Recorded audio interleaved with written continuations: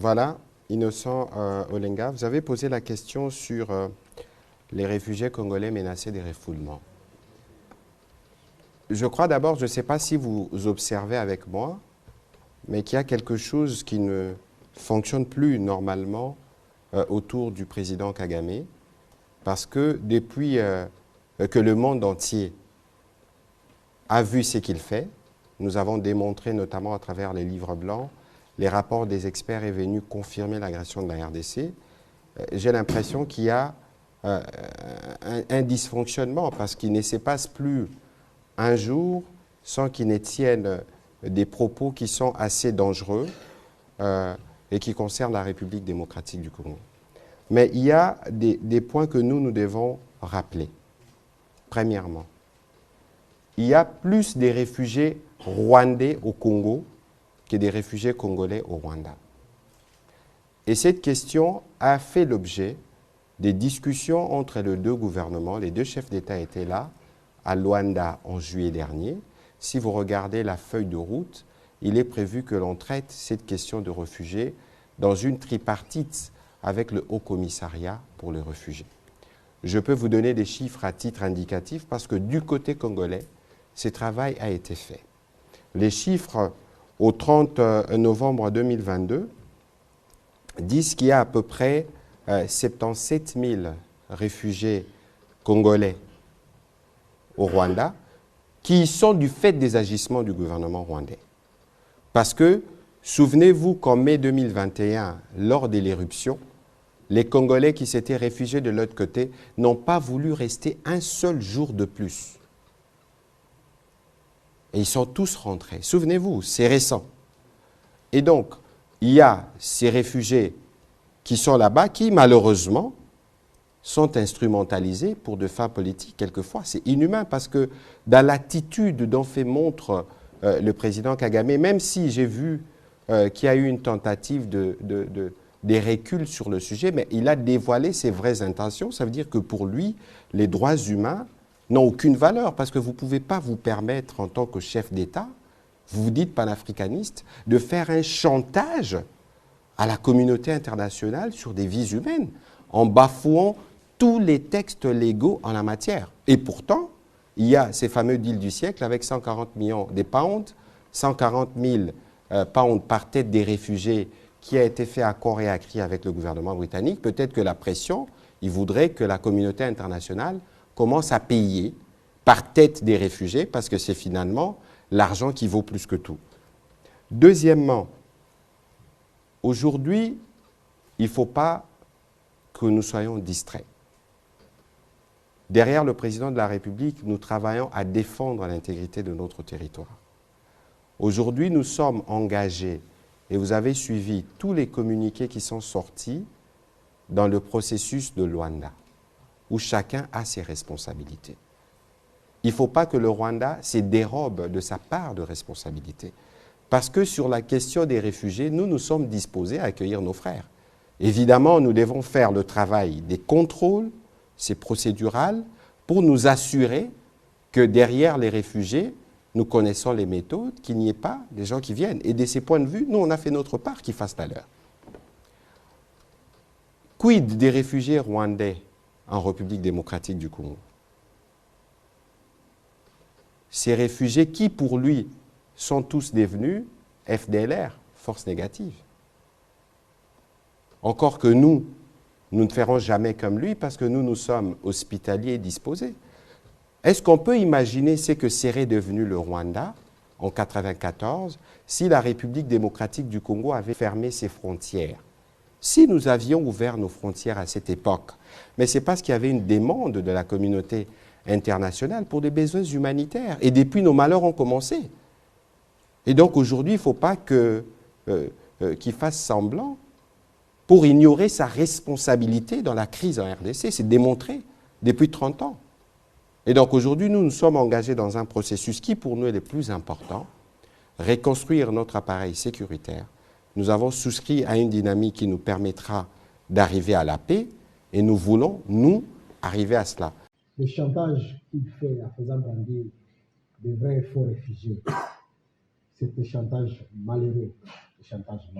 Parce que, bon, aucun Congolais ne peut accepter de vivre dans une prison. Le Rwanda, c'est une prison.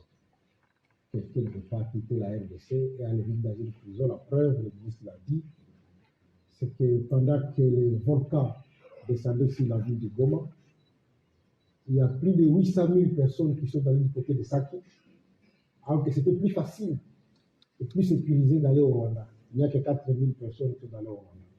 Ça veut dire que les Congolais, les vrais Congolais, n'accepteraient pas d'aller se réfugier au Rwanda. Donc c'était un chantage malheureux, malheureusement.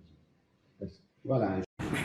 Nouveau joli coup de filet de la police. Supprésumés criminels sont arrêtés en ville de Bunia et présentés ce mercredi au gouverneur militaire.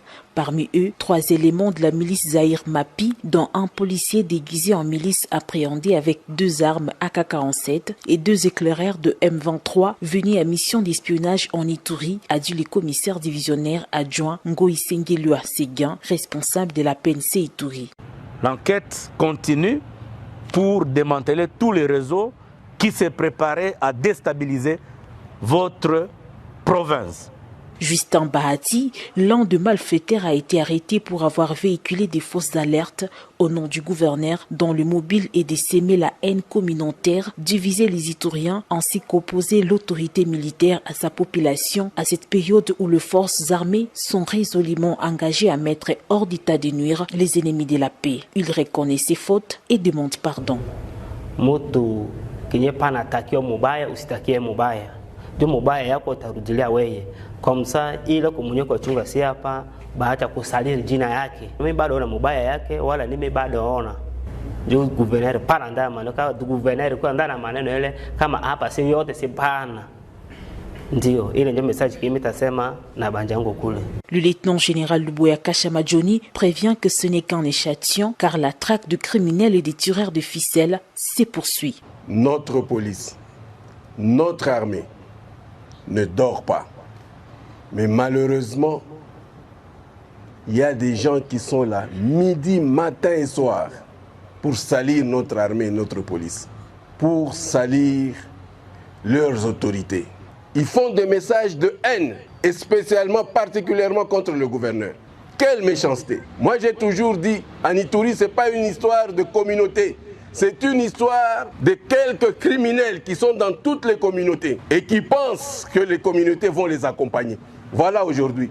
La paix et la tranquillité doivent être restaurées en Ituri, souci majeur du chef de l'État Félix Antoine Tshisekedi Tshilombo, avec l'accompagnement de toutes les communautés, a martelé les gouverneurs militaires de l'Ituri. À cette période d'agression, les populations ituriennes sont appelées à cultiver l'éducation sur la paix, maître mot pour un retour rapide de la paix dans cette province. Province de l'Ituri. Plus de 700 éléments venus du centre militaire de Lukusa ont reçu une formation complémentaire à Bunia sur les techniques de combat, le droit international humanitaire et les règles d'engagement ainsi que la discipline critères du succès au sein de FARDC. Durant 3 mois, ces soldats ont été outillés par des instructeurs de l'armée régulière, de la 32e région militaire et de la garde républicaine pour se rendre compte de leur performance avant leur déploiement sur terrain. Le gouverneur militaire, le lieutenant général Luboya Kashamadjoni, accompagné des membres du comité provincial de sécurité de l'Ituri, a palpé du doigt ce mardi au centre d'instruction de Rwampara, situé à environ 17 km du chef-lieu de l'Ituri, aux manœuvres et démonstrations de tir dans le théâtre des opérations.